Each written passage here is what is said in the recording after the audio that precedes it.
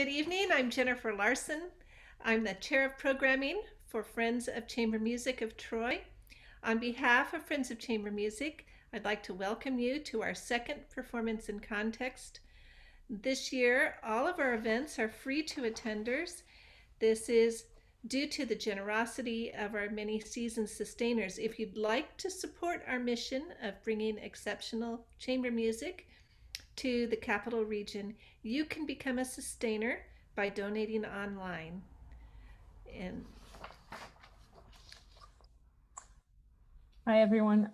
My name is Julia. I'm the Friends of Chamber Music president. I'm going to post the link to donate in the chat. If you have any questions or any tech issues during the event, I'm also going to post my email address and a phone number that you can call or text if you have any issues, either connectivity-wise or trouble accessing any of the features in Zoom.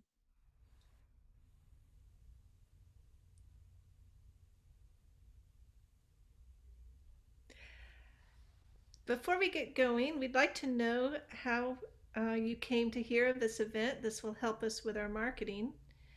We'll have a poll for you to answer, and I'll give you a few minutes to do that.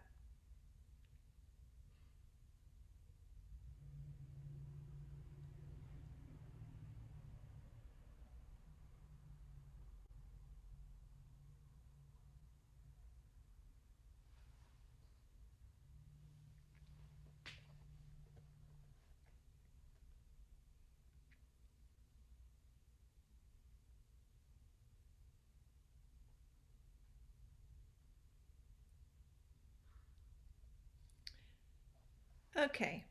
I'm going to take that down now. There we go. Tonight, we're honored to have with us the Tesla Quartet, one of the most original string quartets performing today. They have such an identifiable sound, such finesse, and they're one of my favorites. You'll have a chance to hear them play on Saturday. It's a program of music inspired by Italy or by Italian composers. They'll also give a pre-concert Q&A and talk on Zoom, so be sure and look for those links to sign up. I've followed the Tesla's career since almost the very beginning. I first met them at the Fishoff National Chamber uh, music competition in 2012, where they won the gold medal. And I knew they would win the gold medal. You can never make these sorts of predictions, but it was one of those things where I said, I knew it. uh, they're now in their second decade as an ensemble. They've performed all over the world, and the recordings have received rave reviews. They're amazing recordings. I re-listened to them this week in preparation, and I encourage you to find them and listen also. Our discussion tonight will focus on how a quartet becomes established. What does it take to become a quartet, a professional quartet? And also how they continue to remain relevant, especially in this very challenging time that we find ourselves. And I think you'll hear and learn that the Tesla has been inventive and thought outside of the box and brought in very interesting partners. So let's start with an introduction. First, we'll start with Ross Snyder. He's violinist. It's me. Hi. um, Michelle Lee, violin. Hi, Jennifer. Hi, Michelle. Edwin Kaplan, viola. Hi. Hi. Serafin Smigelski, cello. Hi everyone. The last time we all saw each other, audience and me, we had a bow dealer speaking about bows and how important they are and how you match a bow to an instrument and how the two are matched to the player. So I happen to know that two of you are looking for either a bow or an instrument. So I'm hoping that you might tell us what you play or what you're looking for. And you can go in any order you like. Yeah. Sure. So yeah, I just got a new violin about a little more than a year and a half ago. This violin is by a maker who lives in Brescia, Italy. His name is Yannis Apostolou, and he trained in Cremona. And so the violin was made in 2018, and I'm its first owner. And I met him just kind of by chance. I was, searching for a violin for a number of months, and we had a residency in Rockport, in Massachusetts, in February of last year. And so one of the dealers from Runings, which is the Boston-based violin shop, who I've known for a long time. I actually bought a bow from them when I was in high school, and I knew them from my studies at NEC. And he just happened to have, Giannis was in Boston and had brought this violin with him. And so Peter from Runings said, well, we'll come up to Rockport and you can try it. So the day of our concert at the end of this residency, we met at the hall and I played on the violin for maybe half an hour. And then we had a dress rehearsal and then we played the concert. And then I had to give the violin back after the concert because we were heading out of town to continue on tour and I couldn't take the violin with me. But as soon as we got home, about a week later, I called up Peter and I said, can you mail me that violin because I'm done with my search. It was just one of those moments where I knew right away.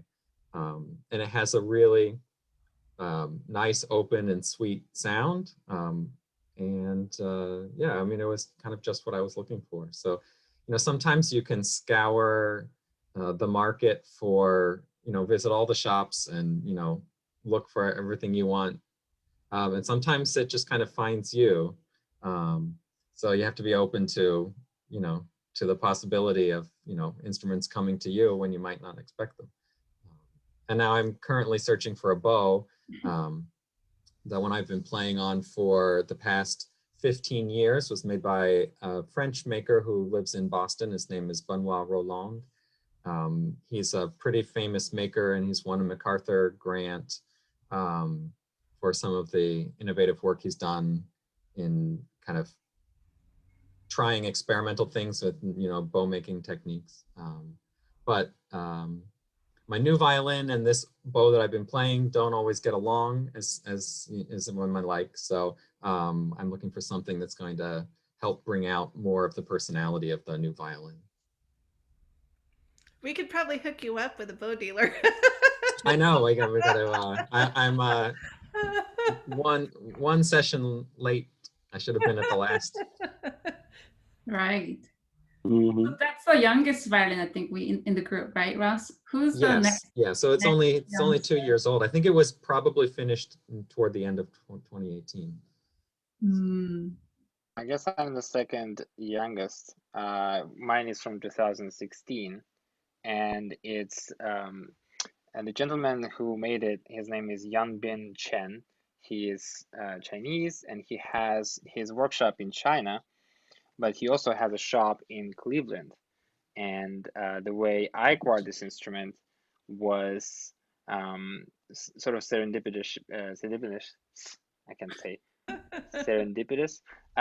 And we were playing for David Finkel, of course, the past cellist of the Emerson Quartet, who is now very active running Chamber Music Society of Lincoln Center. And he heard us play, and I think he just stormed out of the room the moment we stopped playing, and just ran back saying, okay, look, this is what you need. You need this instrument. And he just happened to have this instrument that this maker has given to David Finkel to perhaps put in good hands of someone who might need a better instrument. And it was definitely a wonderful upgrade for me. And I took it on tour. He was very generous. He basically said, here's this instrument, play it for a while, take it on tour with you, and see if it works for the quartet. And I fell in love with the instrument and eventually was able to acquire it. And but that of course also meant that I need to find a bow that suits it. And it was actually very nice because me and Michelle were looking for a bow in the same time. So starting from that moment, wherever we would go with the quartet touring, me and Michelle would scour the shops, trying a bunch of bows, and the way it would usually work is we would ask, you know, bring your best bow, brings everything you have in the shop, and we would actually play a bunch of bows, trying not to see the sticker, and you know who the bow is actually made by, not to you know, inflect a bias towards perhaps more expensive or you know, makers that we might not know or know. And for the most part, we would pick the most expensive bows in a store, something we would not never be able to afford. And my search actually ended in Isaac Salco shop in New York, where after trying a bunch of bows as I normally did, I actually picked the bow out of many, including the bows that were completely out of my price range. I actually picked the bow, and then I looked at you know, asked him what is this bow, and he said, well, actually, I'm very flattered because this is actually my bow. I made it, you know. And Oh, so cool. it was very very nice, and I took it to try and eventually purchased it. So I'm very happy to be owning and playing Isaac Salco bow. Oh, that's super cool. You're the only person I know that plays a Salco. Yeah, Yeah, but he is actually, the the bow person who expert. had it before was also in the quartet. I believe he was playing with James Ennis in his with him, and then he upgraded his instrument and, you know, got a different instrument and had to sell the bow back to Isaac, um, because it didn't quite work for his new instrument. So I think I have the Absolutely. next youngest. So my viola was made in 2006 by a maker named Andreas Ferrolo, who comes from a family of instrument makers from Cremona, but he was born and raised in New York, and he made this after a model of an Andrea Guarneri, and he made two violas that year. And actually, my viola is in the shop right now, so I'm playing the other one currently, and they're both exactly the same shape, but they're sort of different pieces of wood, so they sound different. It's kind of fun. And then my bow is an old French bow. It's from the mid 1840s and from Mirecourt by a maker named Charles Guinaud. Cool. So you're last. Last, yeah. Well, I have the oldest instrument, and I'm gonna do like show and tell here. Here is one about it. Yes. So this is it's a very old instrument, I reckon, just because, not because it says inside 1698 dated, but everybody think that it's sometime in 18th century or late 17th century that was made. So it's a very old instrument. And this is my only instrument that I had in my entire life. So it's my best buddy. It's my best friend, really. Yeah. So I got that 2004, I think. I got this instrument 2004. And since then, I didn't change much, maybe change a bridge, but basically just sound just kept on changing, like it was keep opening up, as more color was appearing. It was just really a true journey to find this very special, unique quality of this instrument. So it's really a joy. I have two bows that I alternate. The bow that came with the instrument is very heavy German bow that was broken into two places. And I stuck with that. I didn't know any better. I thought if I just kept on practicing, it will sound great. But it was very difficult bow to work with. So eventually, as Seraphim mentioned, so many years later, I started looking for the bow. And these two bows came from the same shop in North Carolina. One's a very, very old, beautifully carved French bow called Barbet. His name is super long, like 8 names in a row, but the last name is Barbe. And the other one that I kind of use as a beater is a Brazilian bow. And there's a huge movement in Brazil. You know, they have a Pernambuco there. It's their original tree. So they say, why not we make our own bow? So they start a huge movement in the school. They produce a lot of great makers, and they sent a lot of makers to Italy to study. And they came back and start producing these mass number of bows, and they're very affordable, like just about $1,000 or $2,000. And this is quite pretty, like has a very nice craftsmanship here, and perfectly good bow. I hear that they also produce great number of cello bows too. So it's working. They have a two very different. My two bows are very different in terms of its character, so it's nice to change back and forth. Cool. So From yeah, John Montgomery's. yeah, you know, yeah. I'm going to have him on the show sometime. Oh 'Cause yes, he yes. curates the instrument collection for um, the Lincoln, not the Lincoln Center, the Kennedy Center. Oh yes. Yeah. Mm-hmm. Uh-huh. Yeah. Oh, so my next question is, you all met, I guess, at Juilliard, Mm-hmm. um, and students when they're undergrads or even master's level, they're attracted to one sort of music or another, sometimes orchestral. And then there is a court that is attracted to chamber music. And so, my question to you is, what is it about chamber music that captured your interests? Well, so I had a little bit of a reputation at Juilliard. People were sort of hiding from me because usually when I would meet somebody in the on the floor, I would say, "Hey, do you want to read some chamber music?" And that was literally um, one thing that I told practically everyone in the school. So sometimes people would just try to avoid me because I would just get them to lock them in the room with myself, and we will just play. For me, this has been probably the most favorite thing about making music since my childhood. And I think the best way I can describe it is that music is a way of communicating with one another, and there is nothing better than being able um, to say something with your music and receive the response from a fellow musician, um, feeling that they have accepted your idea, accepted your prompt, and responded with a response that is also in music.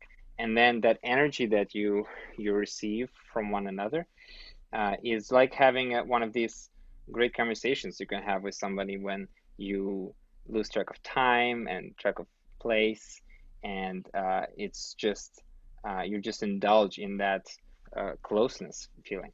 So I love the repertoire of the solo cello, and I love listening to wonderful recordings. Have always have of soloists and concerti, um, but for me, I was always feeling a little bit lonely when I was playing either a solo or even with an orchestra as a soloist, because there's a little bit, at least to me, feeling a little bit of sense of competitiveness where you are alone and then there's an orchestra sort of in different planes a little bit. And even though there are great uh, soloists who are able to capture the sound and have the amount of presence on stage that really matches the orchestra, and it really feels as if they are playing chamber music with the orchestra. It still feels a little bit as a one versus many, and quartet for me, this is an absolute epitome of that conversation, because somehow there's something so magical about four people in two violins and cello and viola. Nobody, I don't know if anybody has scientifically proven or figured out why, but there's piano trios or string trios, or there's quintets. But quartet, it lives in this very unique place that the sound just becomes one sound, not four individual players. It's really about creating that unified idea, and yet everyone has their own sense of ownership of their part. So not to just blabber too long about this. For me, quartet has always been basically an absolute dream, and my biggest dream seemed to have come true with having these wonderful colleagues. Well, that's a perfect segue to why we name ourselves Tesla, isn't it? Yeah. I'm not anybody's curious. I mean, besides Nikola Tesla's genius and way too early. He was born too early. But hey, Ross, you want to talk about the name? Because Sure. that's So yeah, Nikola Tesla, the inventor of alternating current and countless other modern ideas. He did a lot of experimental work in harnessing the Earth's natural forces to be able to generate and transmit electricity wirelessly. Even though he's known for alternating current, which is how things are wired. But at one point he had even built a tower on Long Island that he had planned on being able to transmit wireless electricity, to the whole city. Never materialized. I don't even know if it was practical, but he started building it anyway. But when coming up with a name for the group, I thought there's a parallel there, in that as musicians, we're tapping into an unseen force that belongs to everybody, this emotional force. And the connection we make in performance, when we're playing, the connection with the audience is something you can really feel.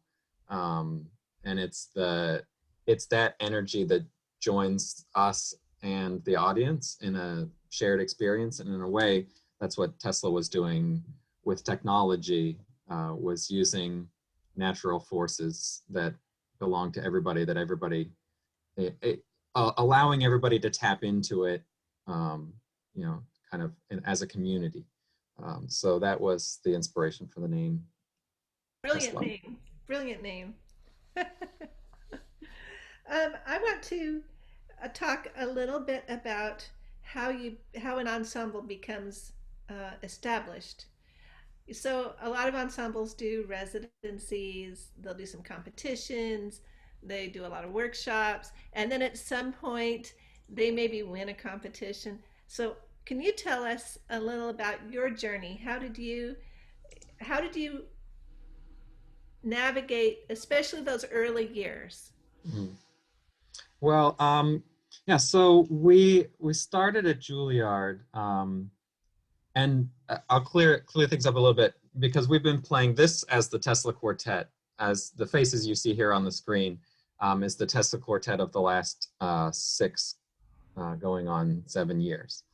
And so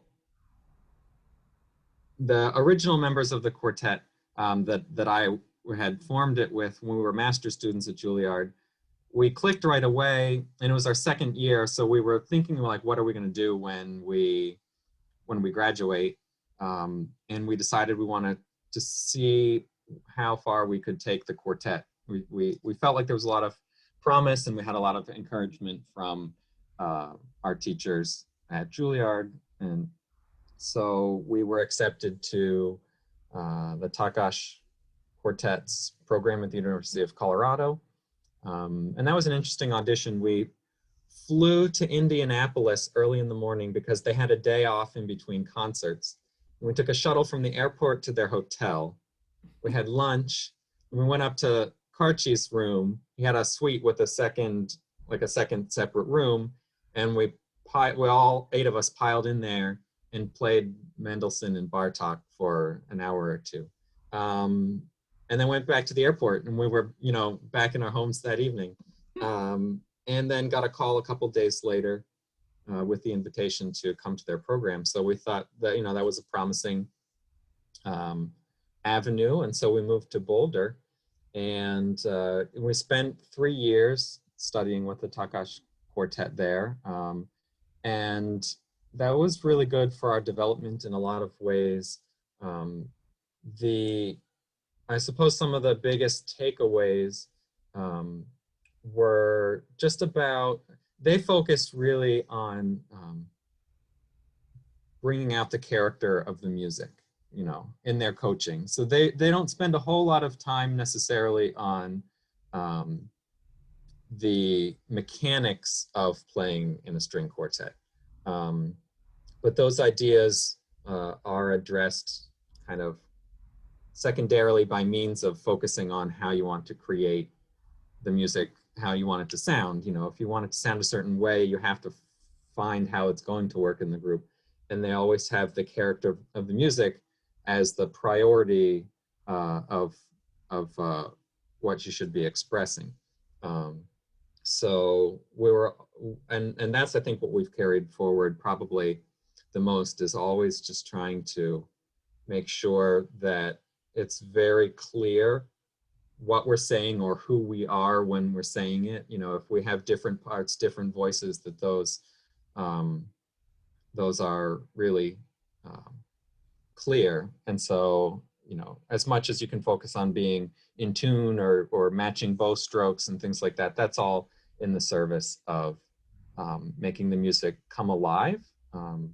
And I've always been more of a metaphorical thinker when it comes to like what I'm doing on my instrument. And I think their approach to making sure that there's actual substance that you can really kind of grasp was always, I think, why it really worked well for the quartet. And we started doing competitions when we were there too. And competitions, there are a lot of positives and a lot of negatives about competitions. I mean, obviously, music is not inherently competitive, but if you want to make a career for yourself in chamber music, you have to know how to work in the field and how to create opportunities for yourself. And I think that's one of the things you learn in competition is, you know, how to prepare yourself to achieve something. So you can translate that beyond performing to other things. If you have a grant you really want to go for, or a composer you really want to commission, or a project you want to put together, you know, preparing for a competition, you go through all these types of steps. You have to lay out a plan of how to tackle the work that needs to be done, and ultimately follow through in the end with a product. And actually, I've just been reading recently, when we have it right here, when we left for our first competition, it was our second competition. It was the Schubert and Modern Music competition in Graz, Austria. So the focus was on works by Schubert and then contemporary music mixed together. And Jerry Walther, the recently former violist, when we were getting ready to leave, she handed us this book called Zen in the Art of Archery, as kind of a boost for the morale, or kind of inspiration. And I've actually just been rereading it recently. And there are a lot of things in there about, you know, and the Zen philosophy of completely getting rid of ego or desire, or, you know, specific thinking, and being open to allowing the moment to happen, you know.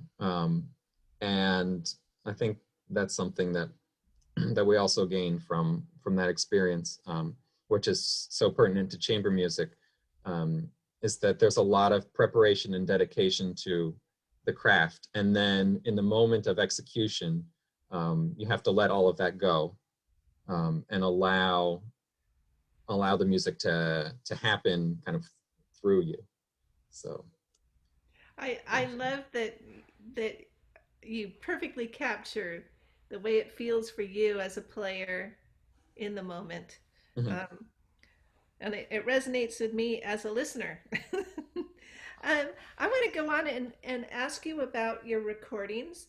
Um, so the first one came out in 2018, and you did Haydn, Ravel, and Stravinsky. So my first question is, how did you know you were ready to record? That's such Mm. an awesome undertaking. When did you decide to take the plunge, and how did you know it was the right time? It's an interesting question. And, as Ross just mentioned, the current membership of the quartet was basically codified 6 going on 7 years ago.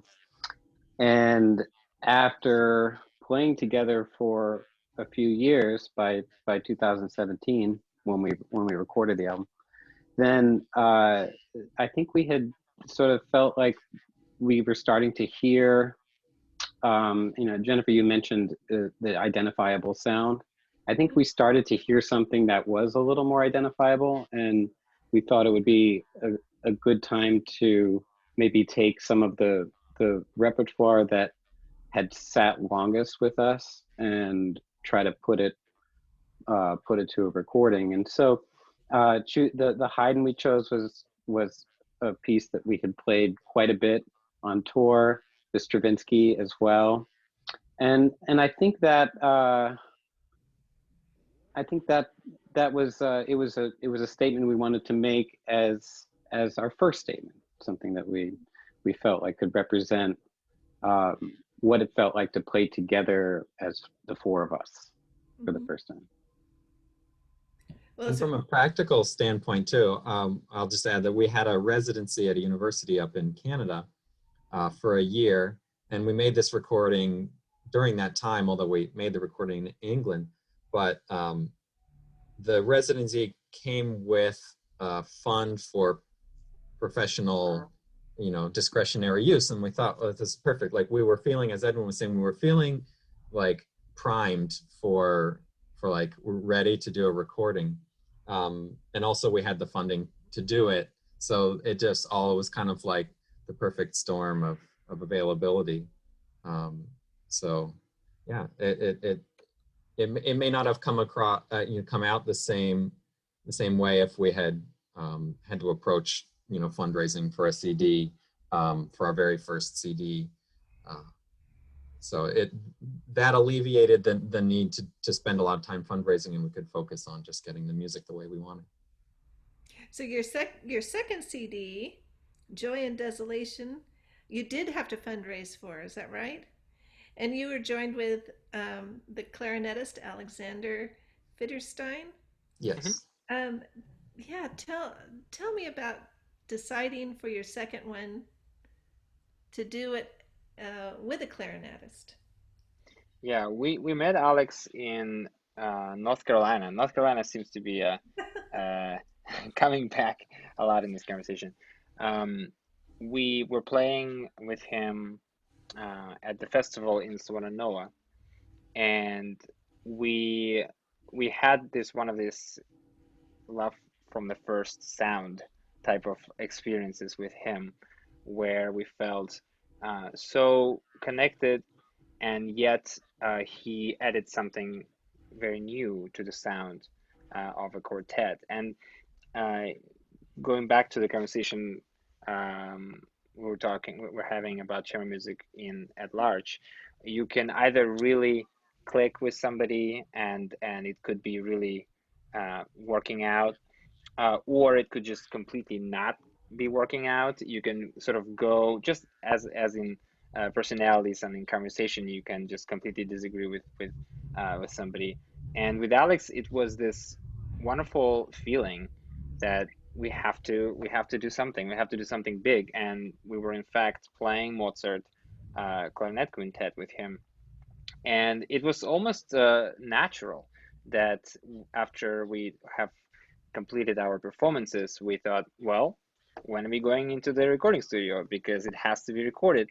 And it took some planning. And as you mentioned earlier, Jennifer, it took a lot of effort in fundraising, Kickstarter, kickstarting things, crowdsourcing things it's both a blessing and a curse. It caused a lot of sleepless nights when we were just waiting whether the minimum will be met, because it's all or nothing type of platform. If you don't reach your goal, all the nations disappear, you don't get anything. But luckily we were able to get there and return to the studio in England, work with the dream team, Andrew and Simon, our producer and engineer, and lay down the tracks for this second album. And we've been very happy, and people have been complimenting us on it. Oh, it's a great album, really. So this brings me to the next question, which is, I hope you might talk a little about your approach to performing the works of living composers. That's a hallmark of what you do. You play new music and juxtaposed with the classics, and and you bring your elegance and your finesse to the new music as well. And it's, for me, really captivating. So I'm hoping that you might talk a little about this. Sure, sure. It's funny because we tend to block up all these different musics into different categories: new music, old music, romantic, classical, and then we sometimes forget that nobody's writing in a vacuum. Everybody belongs somewhere on a continuum, on an arc, historical arc. And I think with that in mind, one's approach then shouldn't really be different to a new piece of music than to an old piece of music. Sometimes I like to think that we play new music like it's been around for a while and just it feels comfortable. And we try to, with old music, we try to make it feel like it's new and maybe it was just written yesterday. So I think the approach doesn't change that much. I think you just have to put an honest voice to everything, no matter when it was written. Well, it's very effective for me, at least. um, so I want to move on and give you a chance to tell about some of your recent collaborations.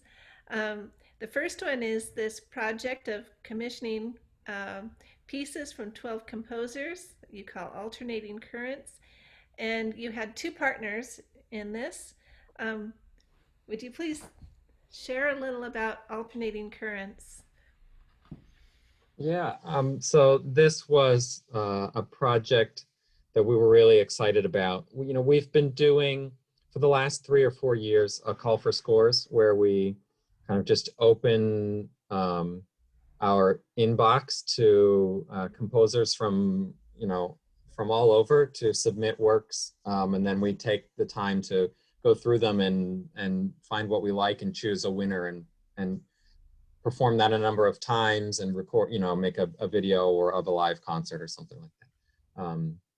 And we decided for this year, we wanted to try a little bit of a different approach to kind of a contemporary music project.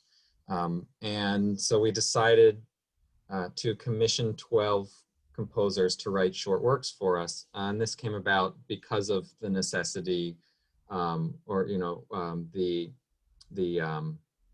parameters in which we could actually perform earlier this year, which was not together, but isolated in our own homes.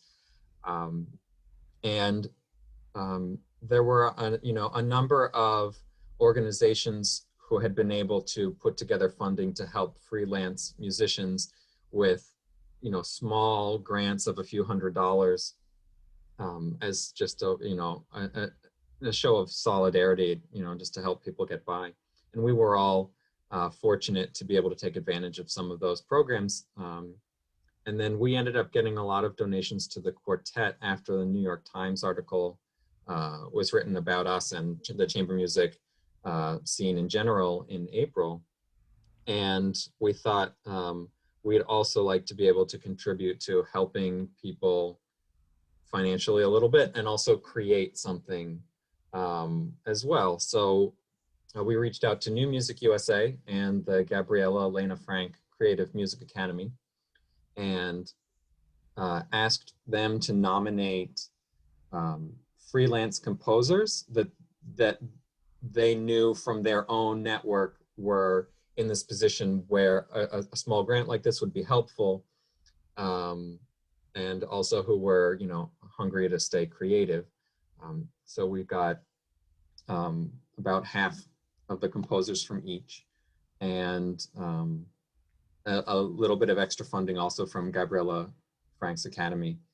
And so we went through the list of their nominees and picked the composers whose music, examples spoke to us the most, and it was really great. We chose 12 completely different musicians. I mean, every piece is so unique, and really thoughtful and creative in their own ways. And I think we all probably have favorites. And it was really fun to be able to do. So I'll actually play an example to let you know what we actually had to do for this. We asked the composers to take into account when they were writing the music, the fact that we will have to record our parts separately and then layer them, or that we would have to use something like Zoom to try to play together at the same time. But knowing that there's a delay in the audio and the visual, depending on your internet speed and how far away you are, that they would incorporate those parameters into the music so it wouldn't be disruptive, but actually creative as another element in the performance of the music. So we got a lot of different approaches to this situation.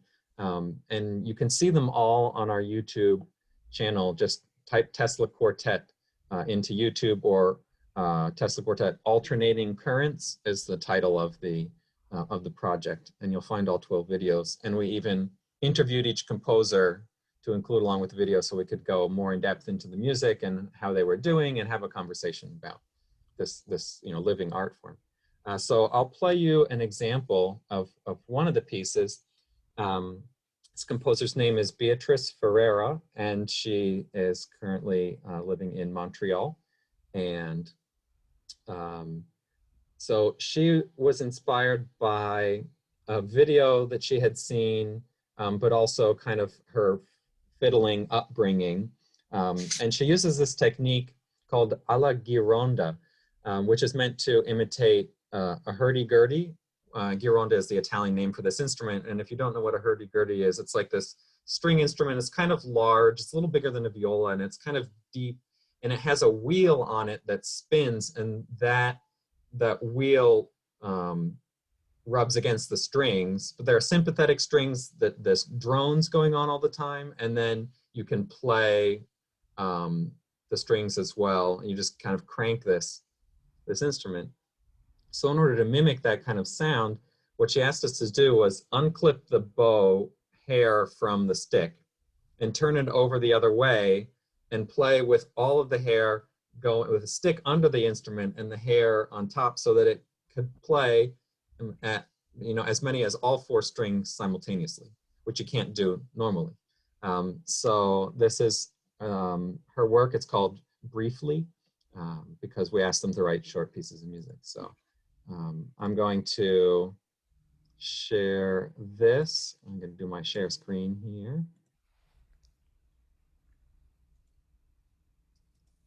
And let's get this back to the beginning.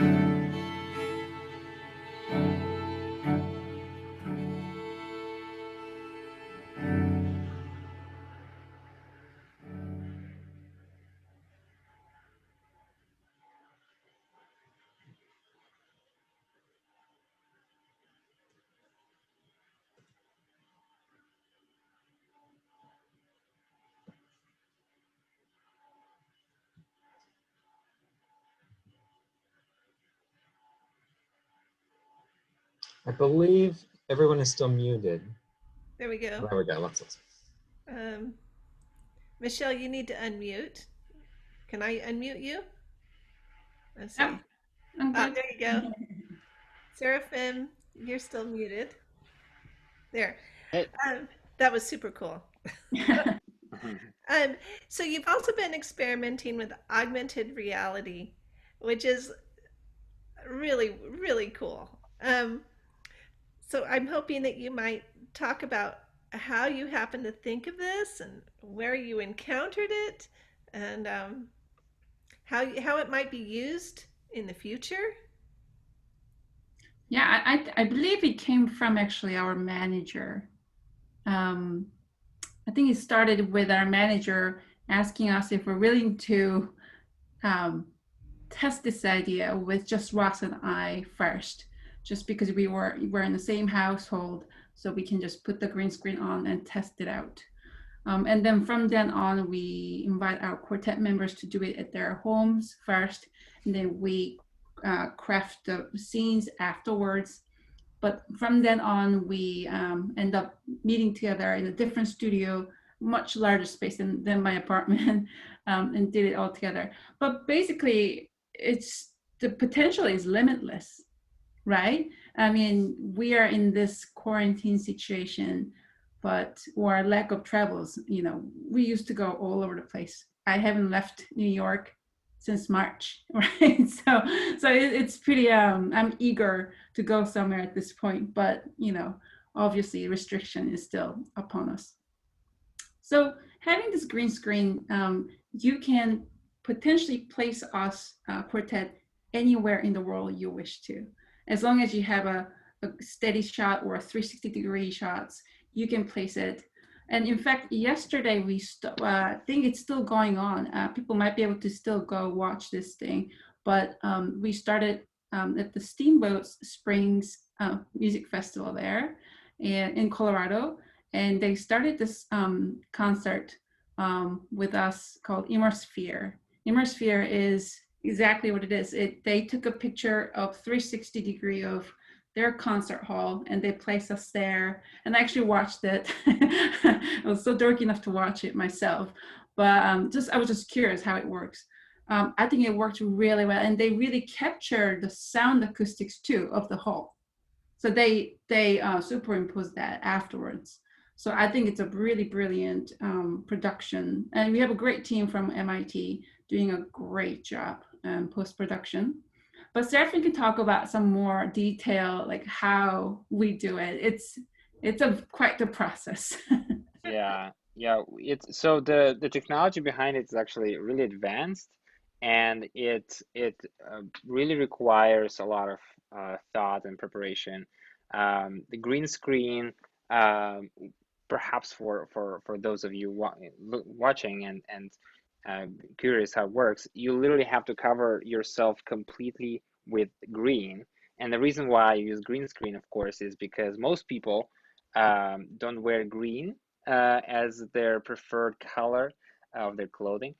So everything that is green in the frame is being replaced by a video, or it could be a projection of some sort, or and we're now looking in the future. Imagine that you have literally goggles. So you put on some sort of goggles that have video projection, like a virtual reality headset, and you could literally be sitting in your home, but putting this little goggles, you can be transported into a concert hall, where you could literally have an experience of watching a live concert. Or if education is one of the purposes of this, it could be used for students, for example, who are interested in making music with, let's say, Tesla Quartet, and they could perform, they could play on their instrument and sort of be literally sitting virtually with the Tesla Quartet. So it is, as Michelle said, it's really limitless potential, and it suits us, of course, as Tesla Quartet, as an ensemble who is trying to be on the forefront of technology. and trying to incorporate music in it. Really, really forward thinking, and it usually takes a little bit of bravery and a little bit of risk-taking spirit to actually venture in technology like that. And of course, it's still a little bit foreign of a concept for people. But we've been actually very pleasantly surprised with the amount of people who reached out to us saying how much they enjoyed it. And most of people have smartphones these days, so you don't actually have to have your headset. You can watch it on your phone and sort of use it as a little window inside of the virtual reality. So you holding your phone and you move the phone around, and the phone sort of is this window into the concert hall. So you can literally look around using your phone rather than using your head. It's quite fascinating technology, and we're very happy to be experimenting with it. It kind of looks like this. I don't know if it comes up, but yeah. And then as you can look up to the ceiling and you can look to that exit or that exit, so it's pretty neat. And you can come closer. You can look for the exits. Yeah. But one of my favorite things is that you hold your phone and you can walk with your phone, and you actually come closer to the quartet. Or you can walk backwards and then you come away from the quartet. So if you're interested in coming very close to the quartet and seeing like what is it like to be up close sitting in the first row, you could do that. Or you can hear them from the back of the hall. Normally you wouldn't be able to stand up and walk around concert hall during the performance. But you can do that with virtual reality. And the sound changes. And the sound changes, yes. It's really fun. Yeah. Yeah. Do you have an example to show?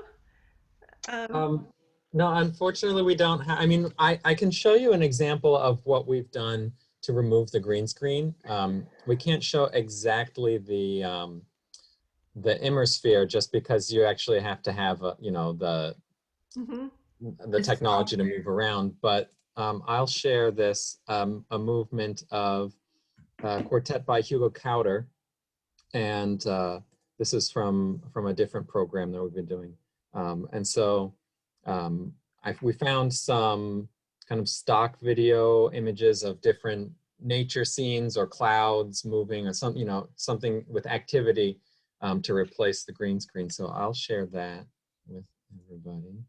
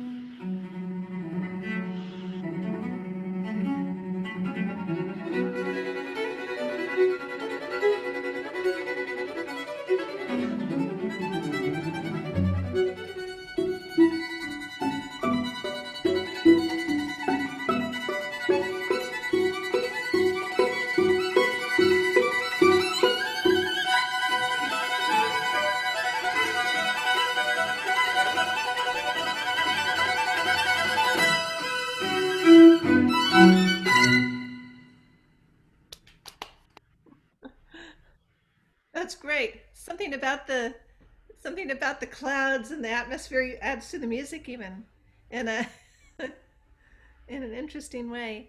Um, so we're starting to get questions from the audience. So I'm gonna go to one of the questions first, and then I have a couple more things that I'd like to talk with you about.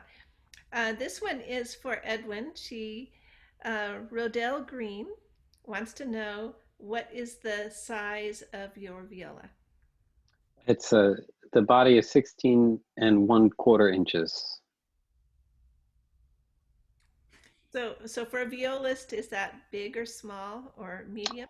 Well, I'm assuming if she's asking, she knows sizes, but that for a viola, 16 inches is pretty medium. 17 inches is rather large. 16 1/4, I think 16 1/4, 16 1/2 is kind of a sweet spot for people who want to have a large enough sound, but don't want to get too uncomfortable with it. Mm-hmm. Is that you're limited by how far you can reach, I suppose. Um, so you have a project coming up in December where you all will be releasing one Bartok recording a month, which is monumental in my opinion. And you're surrounding this with video content. Um, so I'd like you to tell about that project. Um, Sure. So a dream for a lot of quartet musicians is to play all the Bartok quartets. So that's what we're about to embark upon, is to play all six. And we'd like to present it more or less in a week's worth of material that people can tune in for.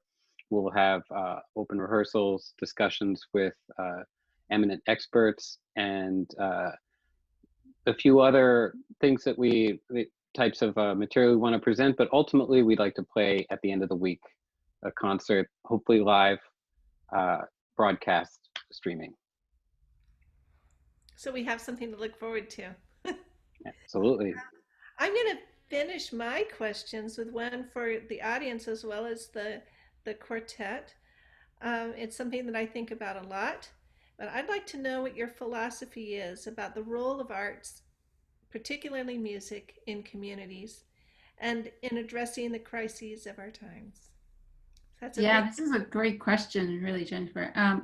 I mean, there's no doubt that the music holds a strong the center of the community, right? And I mean, I can share my experience from North Carolina, Hickory, North Carolina, where we held 4 year of residency program with the Western Piedmont Symphony. As part of the organization, we held principal positions of the orchestra. We curated our own program. We visited so many second graders and retired homes, libraries, cafe. We played in cafe, local colleges. You know, we really try to touch all sides in that even small communities. But throughout 4 years, I think we really witnessed the transformation, how and what make the music is making into the community. I just noticed that chamber music concert was a platform for people to come together and be friends and share their passions, and they're become friends forever. Really, it's not just the one night and go home and buy. It's just a snowball effect. So yeah, the music is important, and you know, especially at a time like this, division, you know, fights, arguments, it's all around us, and it's pretty ugly all around. But music is maybe perhaps the one thing that we can all agree on. So I like that we can share that. So I have another question from the audience. I like what you had to say, by the way. Thank you. I was like, oh, I should respond was it instead of okay? I mean, uh, the that that it's something that everyone wants to come together with shared ideas and shared experiences. The Mhm. fact that we have people in an audience on a Thursday night here to talk about music is really evidence of that, that it's something Yes, that we all need. Um, absolutely. Yeah. So we have a question from the same audience member. Uh, the Tesla is in the traditional format rather than the violist opposite the first violin. What advantage do you find in this format? And then a second question, which I'll ask after your answer. Tradition. It has to be tradition. I It has don't to be even know what traditional in tradition is. I something. mean, Yeah, I don't see know. these It's hard to. old paintings of these old photographs, and you have like the cellist next to the first violin and the second violin Yeah. across. Um, I think we you got to get to choose, right? I mean, it's a sort of a we've free for all. and we've sat in almost every possible configuration, except I don't think we've ever sat with the first violin not in that chair. But we went back and forth for a little bit, and then we settled on this a couple of years ago during a residency we had in England, and we were working with a coach on some music, and she kind of just pointed out she wanted us to try something, and we found that we get a clearer and more cohesive gelling of the inner voices sitting like this. And we really felt that when the music was moving around the quartet, as it often does, we were really feeling that physically and and also sonically. And also, I think, like, personally, like, just the personalities of the players, having Seraphim on the outside, I don't know. Seraphim is a very visually expressive player. In the group, he's probably um, and I think when he was in the middle of the group, um, that expressivity flowed out from, emanated from the center, but also sometimes felt like Edwin was a little cut off from the group. And putting Seraphim on the outside allows him to kind of inhabit his space without necessarily, hindering anybody else's communication, in that way. I don't know. I think it just works. The physicality and the personality and the sound. I think it's so unique to every group that the seating kind of is like that. So a lot of different reasons. Um, so you feel like Seraphim has a chance to wrap his arms around all of you from his. He's got a little more space to to be himself. So. Uh-huh. I have um, to watch out not to fall out of the stage, but oh yeah, yeah. I guess you would. Um, so here's another question from the audience. What composer was the most influential for your string quartet? Haydn. Haydn. I think Haydn. The first quartet we played, the first quartet that the Tesla Quartet ever played was Haydn Opus 76, number 5. And the first quartet we played when Edwin auditioned for the quartet was Opus 33, number 5. Mm-hmm. And the first quartet we played when Seraphim auditioned for the quartet was Opus 20, number 2. So it's always been like the kind of baseline for the group, because there's such personality in the music, and you can hear like all the facets of what makes like a great string quartet is the unity of purpose, but then also the individual personalities who come together to create something, identifiable individual personalities, and the music is inherently fun and exciting, and also can be passionate, or there's so much in it. So that's I think that's kind of the genesis of the inspiration for the group. But then we've grown from there to appreciate so many other composers. And you I could think there's also to add. I think there's also Ravel, and the reason why Ravel is important is because Ross, who is original member of the Tesla Quartet, without whom Tesla Quartet wouldn't have been ever created, was initially inspired by the Ravel Quartet.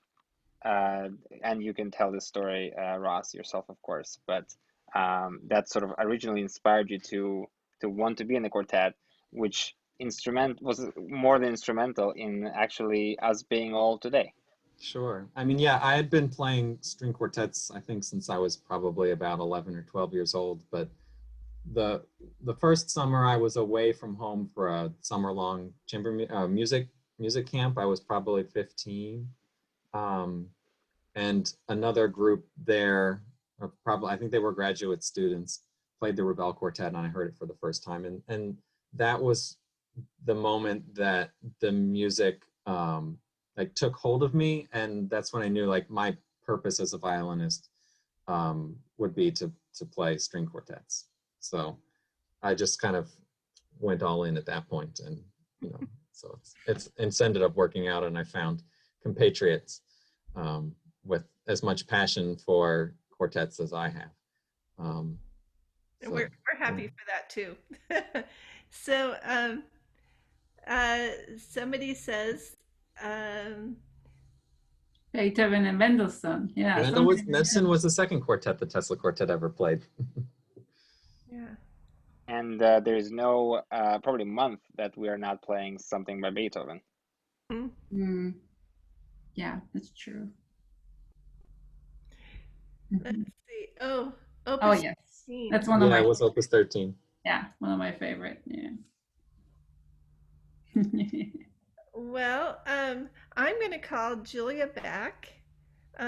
We have a parting survey for those of you who have participated today, and I want to thank the Tesla for taking the time, a lot of time with us this evening to share with us your thoughts about chamber music and your projects, and it's been a pleasure.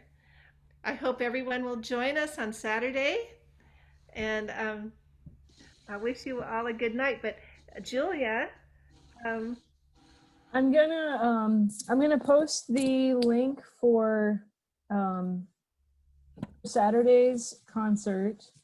Please do keep in mind that there is the pre-concert talk via Zoom, but for the video itself, this is the link. You can go there. I'll share my screen so you can all see it.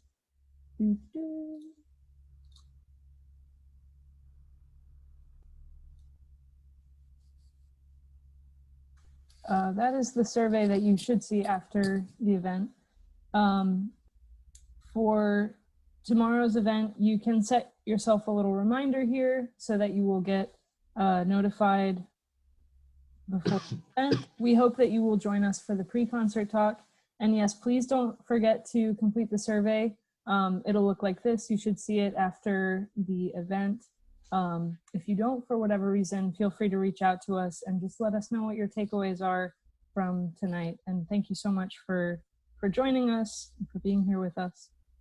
And thank you to the Tesla Quartet. It's been a pleasure. Really. Thank you. Thanks for having us. Yeah. You're welcome. Have a good evening, everyone. Good night, everyone. Good night. Good night. Saturday.